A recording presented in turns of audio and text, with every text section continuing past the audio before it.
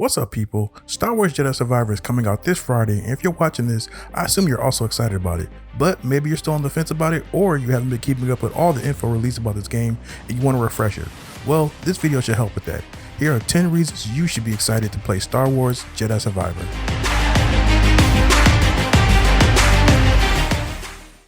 The first reason you should be excited for Jedi Survivor is the fact that this is a next-gen exclusive, meaning that it will only be available to purchase on PS5, Xbox Series consoles, and also PC.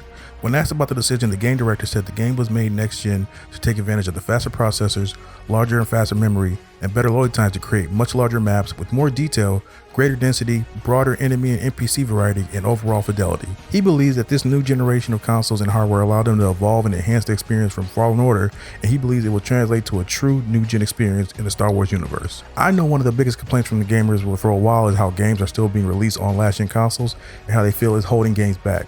So I'm sure fans will be thrilled to know Jedi Survivor is doing away with all of that. Next up is skill progression. Jedi Survivor takes place 5 years after the events of Star Wars Fallen Order. And you know how a lot of sequels to games make you have to relearn skills and abilities that the protagonist already knew from the previous game? Well, Jedi Survivor thankfully isn't putting us through that.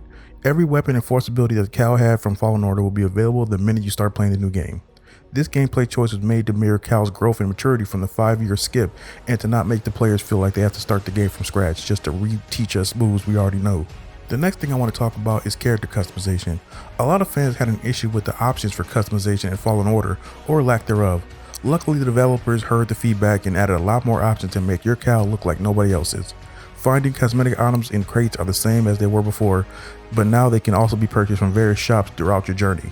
Lightsabers have seen a few added details that can be tinkered with at workbenches, but the biggest addition is the Cal and his clothing and facial options. Before, you pretty much can only change Cal's poncho, which stopped being exciting after the first time you do it, at least for me. However, in Jedi Survivor, you can change the style and or color of his jacket, pants, and shirt. A nice bonus is that the clothes don't have to be worn as a set. They can be changed individually so you can mix and match into your heart's content. You can also change his facial hair and also change his hairstyle while you're at it. Want to give Cal a full beard and a mullet? Well, you can. I don't know why you would, but hey, do you.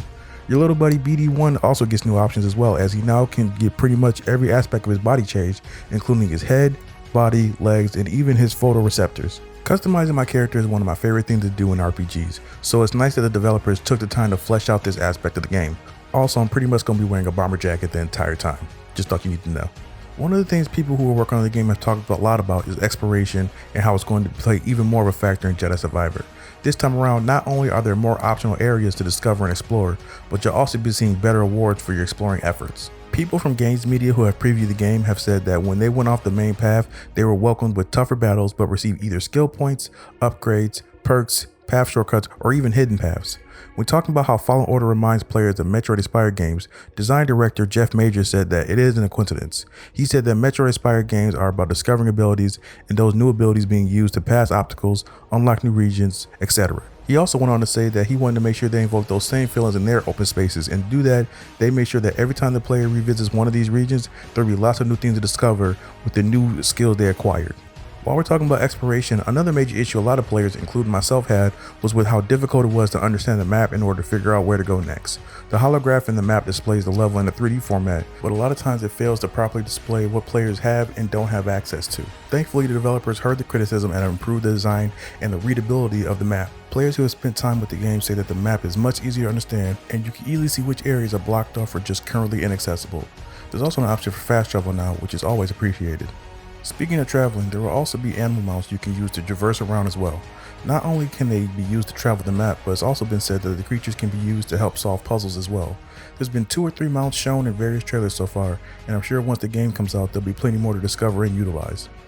Something that fans of Breath of the Wild will probably appreciate is the introduction of what's known as Jedi Chambers. Jedi Chambers are puzzle rooms that will feature both traversal and force-based challenges. There's also a chance that these puzzle rooms might have a bigger meaning behind them, as all of these chambers are hundreds of years old. But, like I said, if you're a fan of the shrines in Breath of the Wild, or just a fan of puzzles and games in general, I'm sure this is a welcome addition. Moving back over to combat, currently known as characters in gameplay, this new mechanic involves companions being able to join Cal in battle. When traveling along with them, the companion can attack and kill enemies on his own, draw the attention of some enemies to take pressure off the player, and you can command them to help you out by doing some sort of special move on a single target to disrupt them. When talking about Bode and giving examples of how he can be utilized while fighting alongside Cal, technical designer Joanna Robb said Bode will respond to your own abilities and attacks with a technique of his own.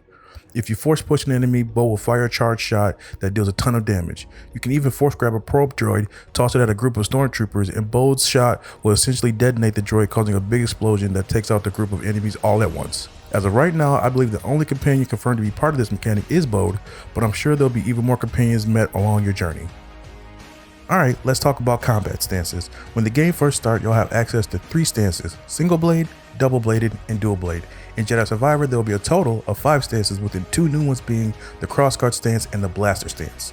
Different stances suit different scenarios and enhance different playstyles. Single blade is the more balanced jack of all trades. The double blade is good for close range and crowd control, while dual blade is suited for players who prefer more speed, who also don't mind being punished more for leaving yourself open for counterattacks. The crossguard stance is similar to that of a heavy sword in other RPGs, where it hits the hardest, but is also extremely slow and has been said to have the most risk of the 5 stances, while the blaster stance, on the other hand, is a lightsaber gun combo that slightly incorporates long range. You can only equip 2 stances at a time, but I think it's really cool how they've seemingly took the lightsaber and made it accessible to many different fighting styles. It'll be interesting to see which stances get used the most by players. The last topic I want to talk about is quick, as it ties in with the combat stances that I just talked about, and that's Jedi Survivor's skill trees. In the game, there will be 3 main skill trees, which are Survival, Lightsaber, and Focus. Connected to those 3 are 9 skill trees. Survival gets 1 skill tree primarily dedicated to health, and Force gets 3 skill trees focusing on abilities, mind manipulation, and concentration. The Lightsaber tree has 5 skill trees, with each dealing with one of the combat stances I mentioned earlier. Having an entire skill tree dedicated to your stances of choice is going to be really fun, and I can't wait to see what combos people pull off once they mix in Force abilities as well. Okay, that's all I wanted to talk about today. What are you most excited about with Jedi Survivor? Let me know in the comments. And as always, don't forget to like and subscribe to keep up with the channel. Later.